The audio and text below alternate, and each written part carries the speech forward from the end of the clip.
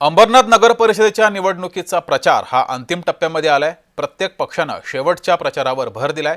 प्रभाग क्रमांक 18 येथील उमेदवार ऐश्वर्या मोटे मलप्पा सांगोले यांच्या प्रचारासाठी आणि थेट नगराध्यक्ष पदाच्या उमेदवार तेजश्री करंजुले यांच्या प्रचारासाठी गायक आनंद शिंदे यांचा मुलगा आणि big boss frame Utkar Shinde हे आले होते।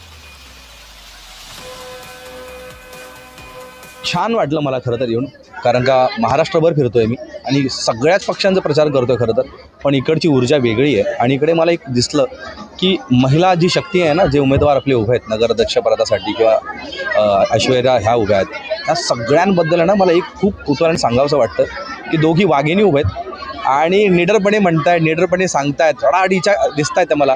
त्या कोणत्या घरातून, मोठ्या घरातून हे जराही लवलीशी त्यांच्या चेहऱ्यावर दिसत नाही, पण आम्ही ह्या समाजासाठी, ह्या अंबरनाथसाठी काहीतरी करू इच्छितो हे त्यांच्या भाषणातून मला आता ऐकायला मिळालं।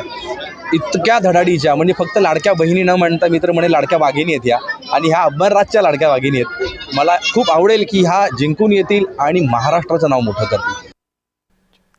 प्रतिसाद खूप चांगला आहे जनतेचा, आणि मी तेच सांगेन की हा प्रतिसाद आम्हाला 20 तारखेला पण दिसावा, का की आता तर गर्दी होती आहे आणि 20 तारखेला आम्ही आव्हान हेच करतो की जास्तीत जास्त मतदान झालं पाहिजे।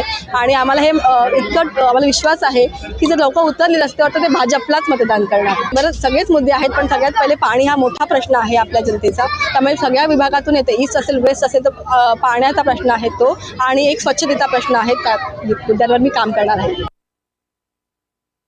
ह्याच्या अगोदर मी प्रचार करत होती, एक सुद्धा महिला यायला तयार नव्हती त्यांच्या दक्षताखाली, पण आज तुम्ही बघताय की महिला आघाडी आहे, परत मग बरेच आपले युवक पण आहेत। तर मी इथेच जिंकली की इथे जे दादागिरी होते, जे ह्यांनी जुगाराचे अड्डे खोलले, दारूचे अड्डे खोललेत, हे पहिले मी बंद करणार, कारण की ह्या अड्ड्यांमुळे हे परिवारावर परिणाम होतोय।